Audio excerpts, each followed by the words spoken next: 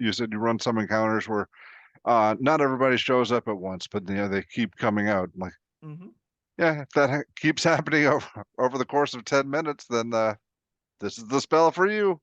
Yeah, assuming you want to spend your action every count casting it.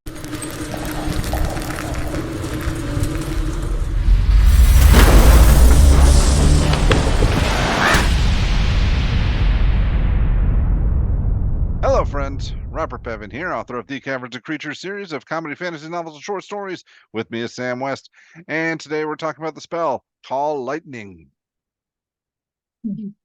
Nailed it. Zeus gave you what I asked for. Yeah, this is a spell a long time ago I got way too excited about, and reading over it now, I'm not sure what I was thinking.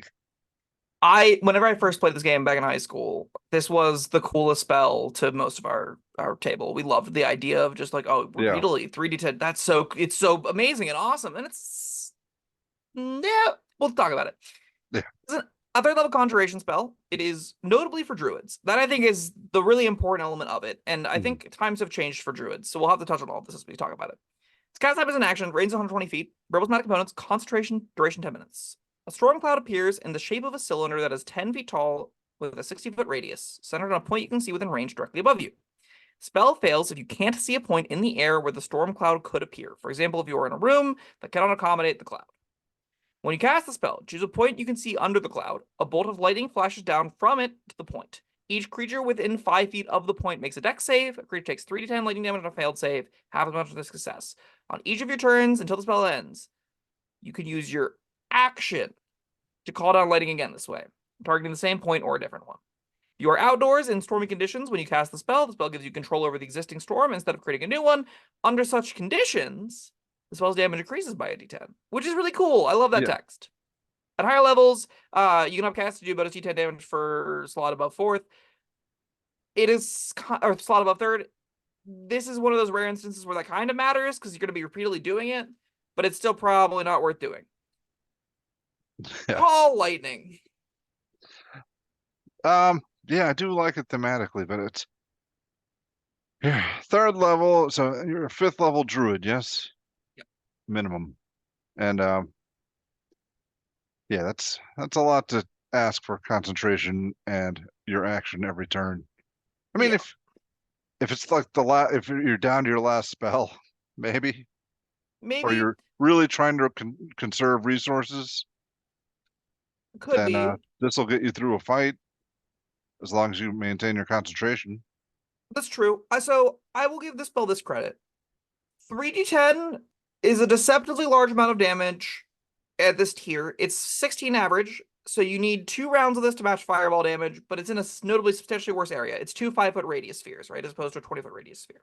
It's also has to be within this cone, because we also have the consideration where we have to have a 10 feet tall, 60-foot radius cone, which is a big area. Cylinder, I'm sorry. I said cone, but it is a cylinder. That makes way more sense that it's a cylinder. Yes. So you get this big, wide, fairly short, really short, actually. That is really weird. Yeah. So something that requires a cloud. Directly above you. So the cloud itself is 10 feet tall and 60 feet wide, but it's way above you. And then under that is the radius that you could hit. Okay. That's better. That's better. Yeah, that's a lot better. We've talked ourselves through it. So 10-foot tall, 60-foot radius cloud, which is enormous. That actually is the first problem with this, is that it doesn't fit in a lot of places. It's a 60-foot radius cloud. Well, I mean, if you're outside, that's where the spell basically can't be cast. But if you're underground, no. If you're indoors, no. If you're in a dungeon or a temple or average adventuring venue, massively cavernous dungeon room, which I think that's apt to happen in D&D sometimes. 60-foot radius can be done underground. It's just not likely. So what we actually get slaying the spell does come out is a thing that gives you a new action to do, and that action is 5-foot radius exploding 3d10 damage, which is better than a lot of cantrips this tier. It's better than every cantrip this tier, obviously. As a druid, your action isn't necessarily given. Like, you might not always want to do cantrip casting or first, second level spells each turn. You often want to set up an area and control it, which then the concentration kind of becomes an issue. But like, if you wanted a damaging tool where you go, for this fight, I'm tired of supporting. I'm tired of giving buffs. I'm tired of, doing those things.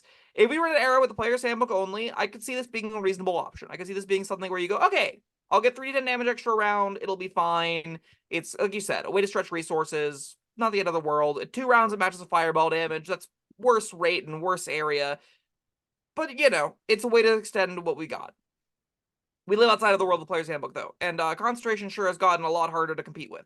Specifically because Summon Beast and a whole lot of other conjuration effects exist that give you summonable allies that don't require actions to do a lot of damage every round. So this spell gets substantially worse as the competition for your concentration starts to increase. It is cool though. I'll give it that. And I mean, if you can consistently target multiple creatures with it, that bumps it up. Like if you got enemies standing next to each other within 5 feet, then you're going from 3d10 to 6d10. Yeah. And sometimes 9d10. And when we recently talked about Druidcraft, if you can predict the weather for the next day, you might be getting an extra d10 out of this. Yeah, prepare That's them. Yeah. That free upcast is no joke. An extra d10 damage means 2 rounds out damages fireball by a large amount. Like that's very relevant. So if you can do it while it is storming, it is substantially better, especially at 5th level.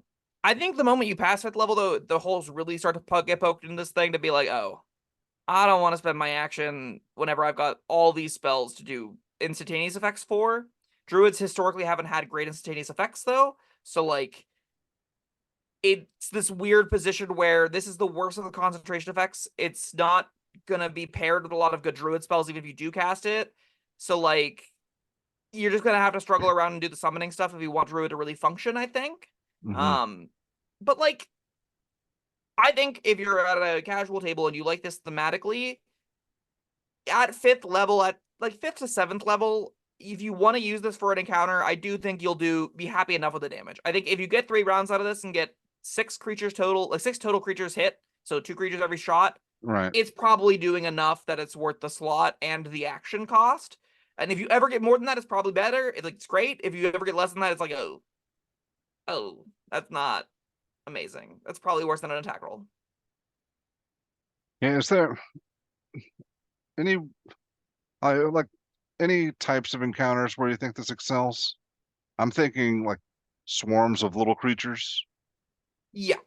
In the overworld, right? In where Right. there's open sky, where there's Yeah. lots of little things. Then you have the issue where when you're in the overworld and lots of open skies, there's a lot more space to move around. So there's things are not going to be as cramped. So they're not necessarily going to want to stand next to each other. Things already want to avoid fireball formation. But like, against swarms and hordes, this looks better. It's just like every area effect damage spell does. You do want things to be tightly packed together. I don't think it's unreasonable to hit 2 things most of the time with this, like when you would want to cast it. So Yeah, I if you mean, can avoiding fireball formation doesn't mean like evenly spreading out. There's still going to be like clumps. hopefully. Yeah, hopefully. 60-foot radius will also say like this battle map is covered. You will cover most of an outdoor space with this, so that's all also upside. If there's like a cluster of skeleton archers, you can just zap them, and then next turn zap something closer to you. That's gonna give you good range. You're never gonna have times you're not able to cast this. The other cool thing with this is you can play at a very, very safe distance with it. So if you're a druid that's averse to taking damage, it is a 120-foot diameter cylinder that you can just point and click lightning places. You don't have to be anywhere near danger, which with concentration is a little easier to maintain than it looks. Why it's got 10 minutes could not begin to answer that question. 10-minute concentration does not seem like it's ever coming up. Like unless you're fighting in the same space twice in quick succession. But even then, I don't think that's going to be particularly likely. Or maybe like we talked about I forgot what we were talking about. I think it was the initiative video we did where you said you run some encounters where not everybody shows up at once, but they keep coming out. I'm like, yeah, if that keeps happening over the course of 10 minutes, then this is the spell for you. Yeah, assuming you want to spend your action every count casting it, right? Not even casting it, reusing it, right? I think that probably is where it shines pretty brightly. I do like this on Wildfire Druid because they have a good bonus action. They can bonus action to command their spirits, so you can teleport around with it, stay safe, rain lightning from the sky, and pick things off at a distance. It's a pretty cool play pattern. That gives you a neat little 1-2 punch if you wanted to do that. I think I've been lower on this in the past than I am right now. I think this is probably a middle of the road 3. Like, I don't think this is a heinous spell to cast. I think of the spells that give you new actions, this is probably one of the best. And that is, 3 territory. You still, in almost all encounters past 7th level, have better spells, like action-based spells to cast with your slots. And more spells so that you don't really need to worry about conserving them, which is Yeah, where this kind of shines. agreed. And you also, like, you want to concentrate on your Summon Beast or Summon Fae or Conjure Woodland Spirits. There's busted spells to use your concentration on it. This is not busted. So, No.